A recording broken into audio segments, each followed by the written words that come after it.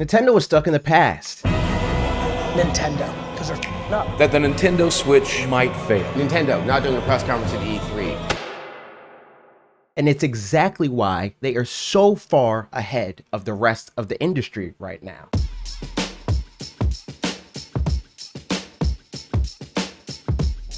For as long as I can remember, people on the internet have screamed from the rooftops about Nintendo not being on the same level as their peers, mostly in terms of technology, secondarily in terms of success. If you look at Nintendo in 2024 compared to the field though, they are thriving while the rest of the industry is hemorrhaging, or at the very least are headed down a path that isn't great for consumers. Fair warning, this video will have a pretty big focus on PlayStation as they are as close to polar opposite to Nintendo's approach in this industry as you're gonna get. So if you're a big fan of them and you get riled up at critical analysis on things that you enjoy, this isn't the video or honestly channel for you. If you do like that sort of thing, like, subscribe, all that fun stuff. The feeds and speeds approach is backfiring big time, with the most recent and fantastical example of this decline being PlayStation's announcement of Concord, their big games as a service swing that released less than a month ago and has already been delisted in record time. And this wasn't some small one-off experiment. This game was a multi-million-dollar investment. They bet the bank that this game would be the next Destiny,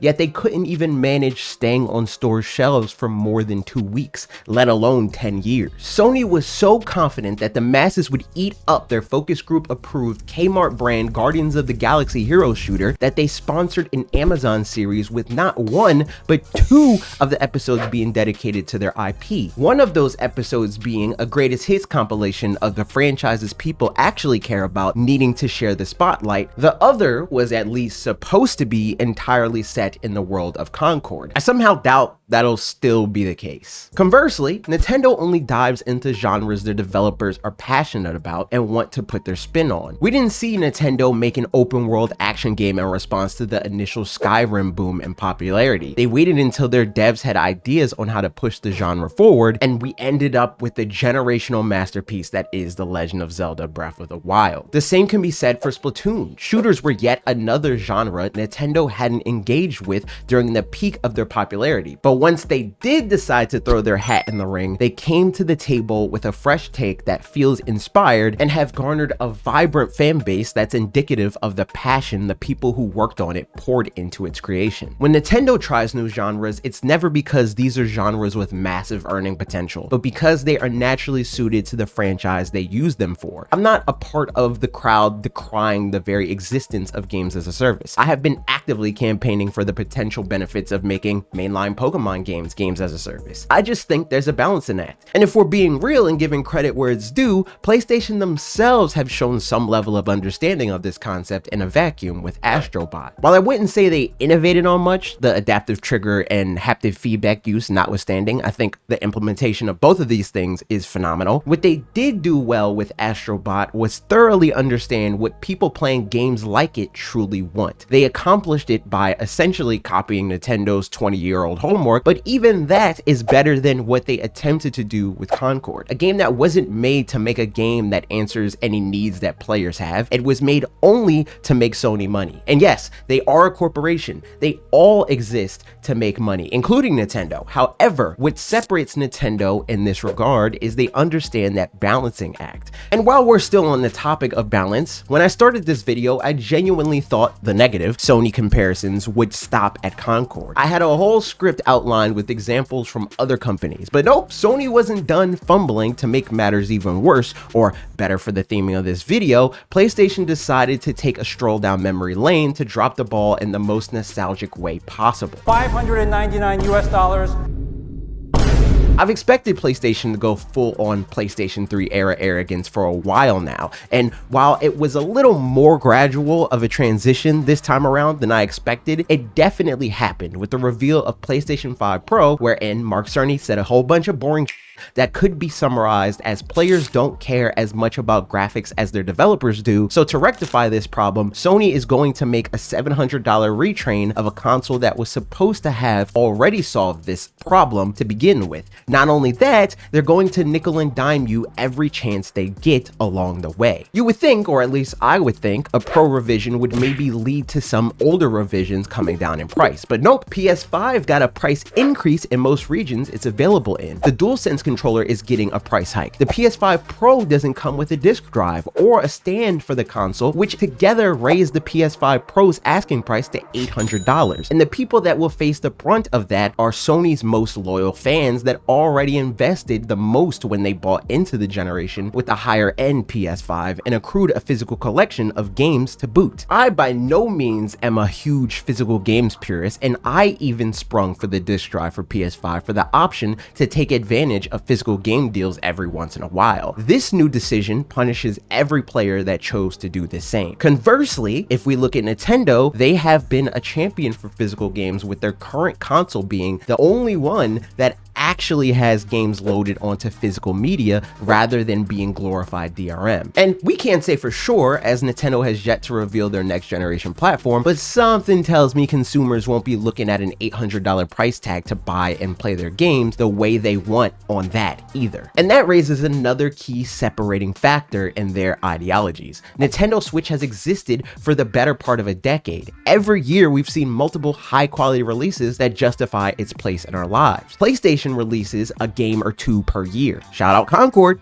Shout out Astrobot. Nintendo has done console revisions, but none of them exclude current players, nor are they priced in a way that is very clearly intended to eke out as much profit as possible from a limited selection of people gullible enough to double dip. Hi, I'm people. In fact, not only is Nintendo not above hardware revisions, they're arguably a pioneer in the practice, with the Game Boy brand being a massive example of mid-cycle upgrades way before they were universally branded as pro versions. The difference, however, is they were always in interest of winning over new consumers, not attempts at strong-arming current consumers into upgrading. Even more modern examples like new Nintendo 3DS went to great lengths to avoid this, with there only being a handful of exclusive releases that prior models didn't support. We got rumors for years that a Switch Pro existed, but at the end of the day, regardless of the reason, Nintendo clearly didn't think a Pro revision was a big enough priority to pursue. Again, we don't know for sure what the next thing will be, but I'd bet a lot of money that it won't be anything like the PS5 Pro in regards to its complete disregard for how normal people engage with games. To be clear, I don't fully blame companies like PlayStation for the negative state the majority of gaming is currently in. The fans also played a massive role in where we ended up. I've seen more than enough "this looks like a PS2 games" in my day to know that the ballooning of game budgets is more than just corporate greed. Customers are always right after all, and they asked for this, cheering it on along the way until it netted the only logical conclusion. Of course we'd see Sony release less games when numbers still goes up when fans celebrate marketing for games more than they do the games themselves. Of course we'd see game budgets balloon into the hundreds of millions when every game that doesn't look as good as the previous high benchmark gets laughed out of the room by the loudest gamers on the internet. Gamers have carried water for these narratives from the moment they came into existence. That said, these corporations still hold the brunt of the blame. They peddle technical terms as status symbols, they blame needing to support lower spec machines for the quality of their games, and because they actually have the numbers, they know that most regular people don't engage with games in the way their marketing suggests, but they pursue that goal anyway for the chance of becoming the next GTA 5, Fortnite, or Genshin Impact. This incessant need to push for the diminishing returns of the bleeding edge of technology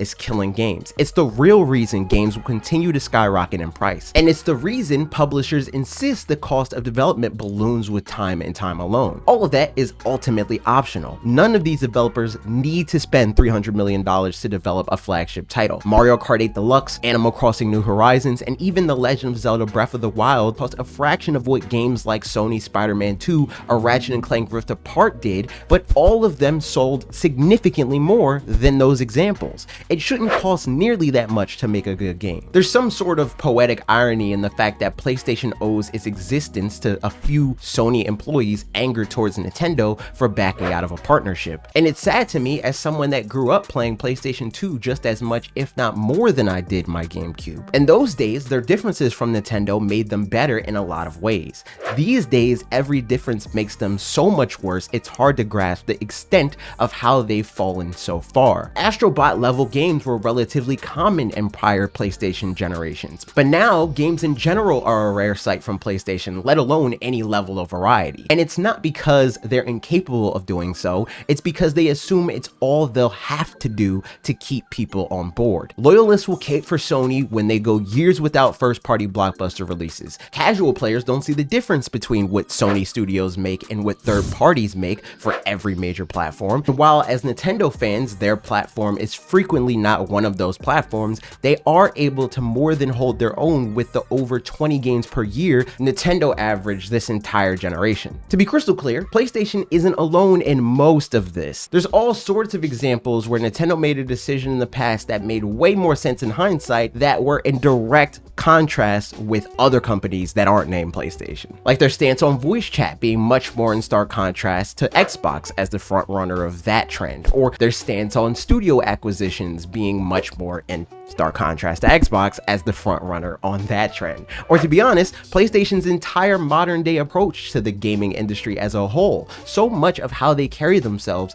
including most of what I've criticized PlayStation for here, is ripped straight from Xbox's playbook. And third-party developers are also frequently guilty of a lot of the same as well. The point is, Nintendo gets a lot of the internet's rage for the calls they make before they prove to be industry defining. And the more it happens, the more I realize that despite them definitely not being perfect, Nintendo's way of looking at things is a lot better for the health of the industry more often than not. History has taught us repeatedly that the rest of the industry's race to copy the latest trend typically has a negative impact on its future. And if the industry at large should be copying anyone, Nintendo is probably the better bet to make. Nintendo Direct changed the industry. Nintendo Switch is still actively changing the industry. Let's hope Nintendo's continued research and development strategy changes the industry, even if it causes a bit of deja vu. Thank you to Redirect's first ever executive producer, Trev L. Steinberg, and all of these other great names you see scrolling on the screen for helping keeping this channel afloat. Head on over to shop.watchredirect.com to get your name in these credits, as well as Nintendo-inspired merch, free Twitch subs,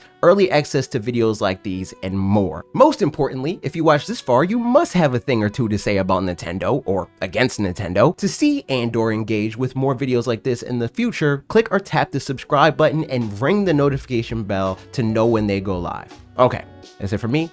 See you in the next video.